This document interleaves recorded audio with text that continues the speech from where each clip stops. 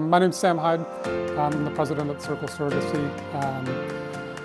Really happy to see so many folks here. I was here last year, and it feels like every year we come, there's kind of more and more people here, which is great. So I appreciate you guys taking almost 2 full days out of your life to come and learn about being parents. I think surrogacy is, and any other real form of kind of assisted reproductive technology is very intentional parenthood, which I think is really inspiring. I also think it's a great proxy for how good of fathers and mothers you're likely to be, and that you're investing time and money and resources into starting your family, which I think is great. So my wife and I had to do that as well. We went through a variety of fertility treatments, ended up getting lucky with IVF. So I can commiserate with trying to figure out a very complex process and a very expensive process with starting a family in mind. So I'll just give you a little bit about Circle. I don't want to stand up here and talk at you guys for 15 minutes. I think that's fairly pointless. But I would love to just kind of answer questions that you guys have. But just real quick about Circle. Circle was founded about 25 years ago by a gentleman named John Weltman, who's still very involved with the business, although he's getting a little bit older. Started with him and his husband, Cliff, who went through surrogacy journey twice. Both of his kids just graduated college.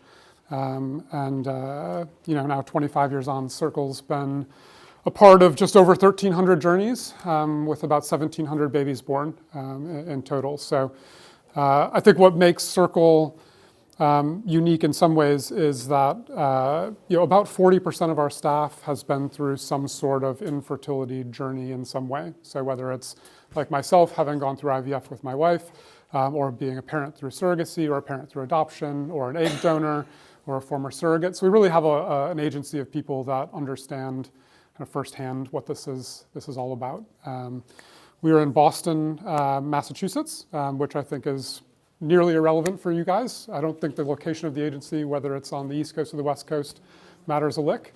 But just for reference points, that's where we're located. So we are a full service agency. So we do everything for you, with the exception of the actual medical care. So doctors are the only kind of service professionals we don't have on staff. We have lawyers on staff. We have 8 lawyers on staff. We have social workers on staff. We have accountants on staff. We have medical billing professionals on staff, insurance experts on staff. So we really help do everything for you. Nothing is outsourced, which I think leads to a more cohesive experience when it comes to going through the journey. What it does not mean is we are not the cheapest agency in the world. You can find someone else that'll do a cheaper journey for you. I think we are, probably without hyperbole, probably the best value out there, and that we build in a lot of protections within our programs to make sure that if you hit a bump in the road, which, look, not all of these journeys go perfectly smoothly, that we are well equipped to handle that for you and to still get you across the finish line. We are exceedingly good at getting people across the finish line, which is what we really pride ourselves on. So that's a little bit about Circle.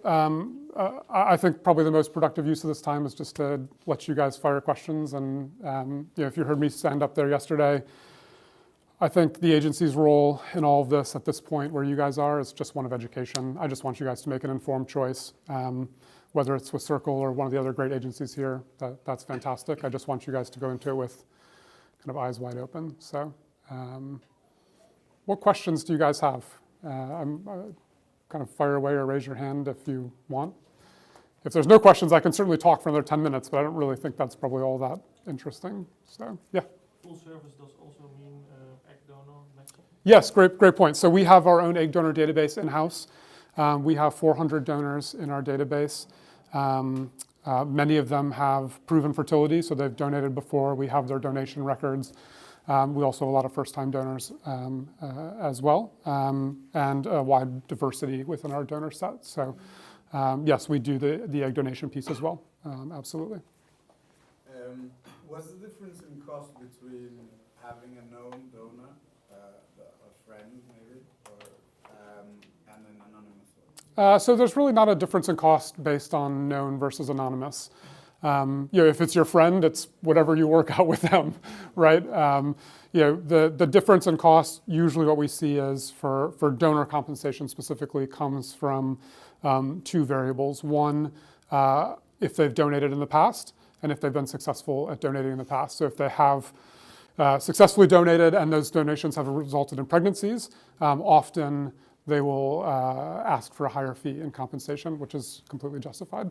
The second element that drives compensation for donors is diversity.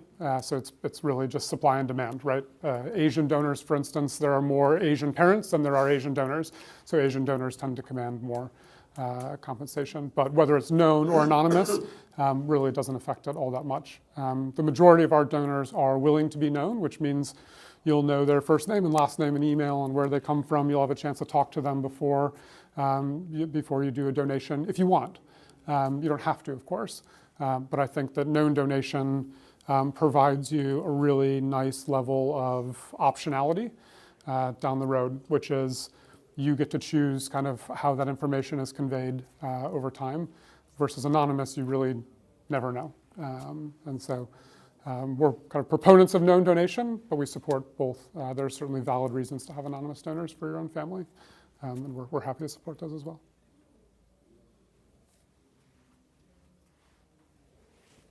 Yeah, I have two questions.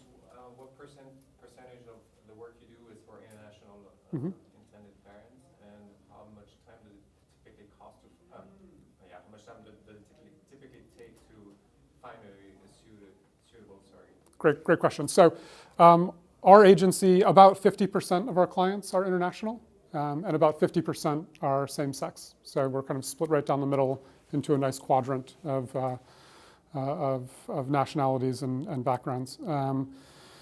From matching time perspective, we invest an enormous amount of resources in screening our surrogates and screening them before you ever have a chance to view them. So you will only see with us surrogates that have been fully screened. Your clinic has reviewed their medical records, and they have also said they're willing to match with you. So you won't get rejected, so to speak.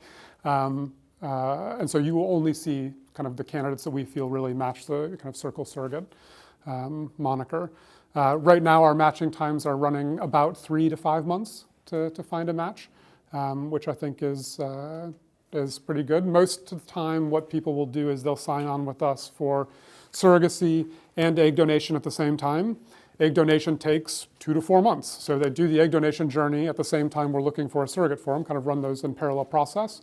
Once the embryos are created, we usually have a surrogate ready, a month or so after, something like that. Match times vary based on, your criteria and what you're looking for, right? If you tell me I have to have a surrogate within a 2-hour drive of Boston, I'm not going to find you a surrogate in 3 to 5 months. Probably it's going to be a little bit longer, right? But generally speaking, somewhere in that neighborhood. So, what other questions? Do you work with any clinic for the Yeah, clinic is absolutely up to you. It is 100% your choice. We work with, there's 400 IVF clinics in the US, right? There's a dozen that do any real volume of surrogacy work. We tend to work with those clinics more. But this year we'll probably work with 35 different clinics, I would say, across the US. But San Diego Fertility we work with quite a bit. ORM we work with a little bit. Texas Fertility we have a couple cases at right now as well. We also work with RMA Connecticut, PFC in LA, FCLV in Las Vegas, variety of clinics, but it's up to you. And we're happy to support whatever clinic you choose.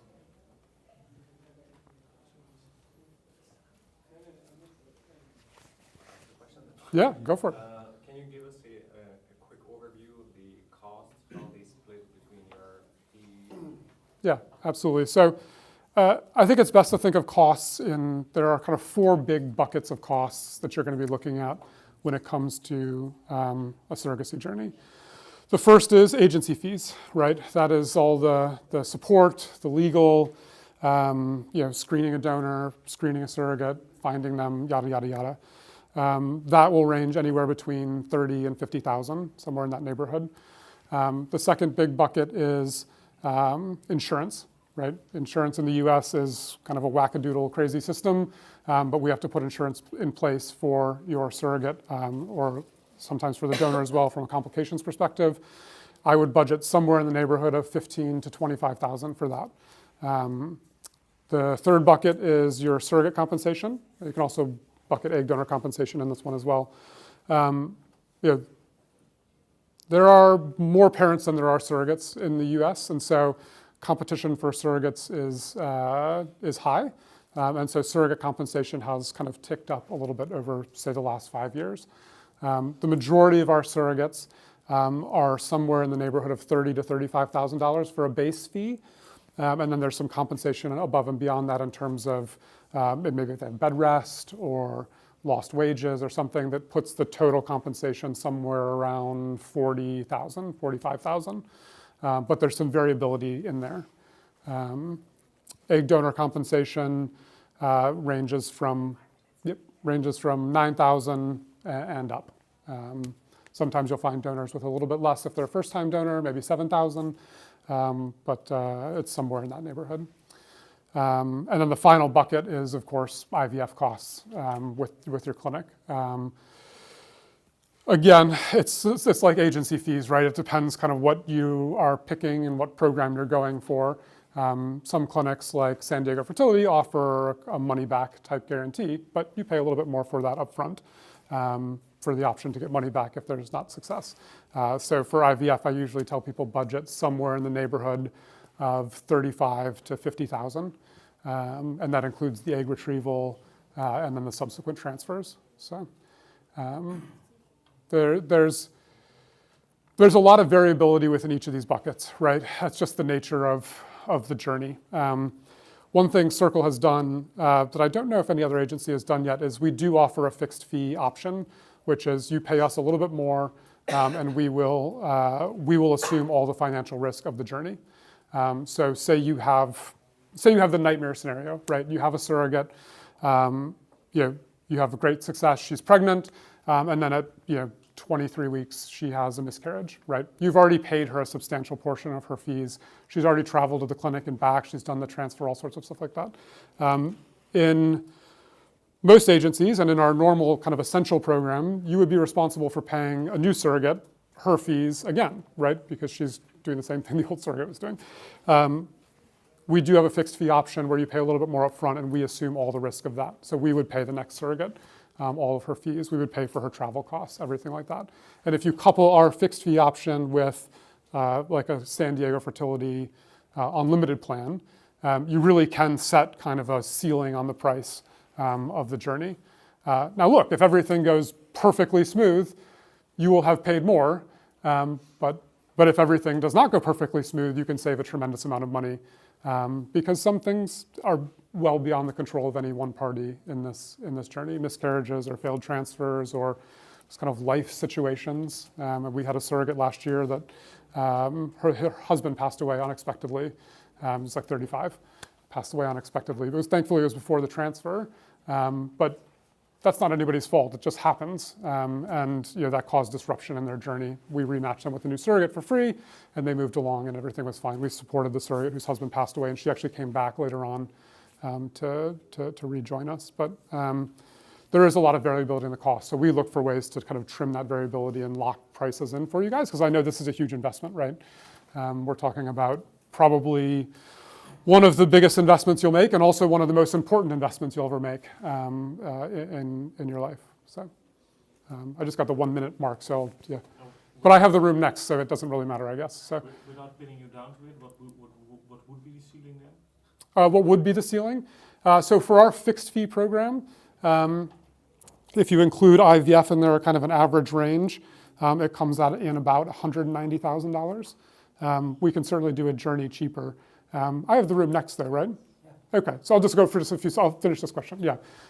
We can certainly do a journey cheaper than that, but I think that if you stacked up all the costs of an average journey with our fixed fee option plus IVF, it'd be somewhere in the $190,000, $195,000 range.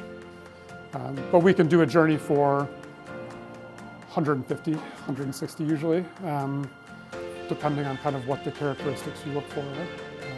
But there's a lot of variability in there.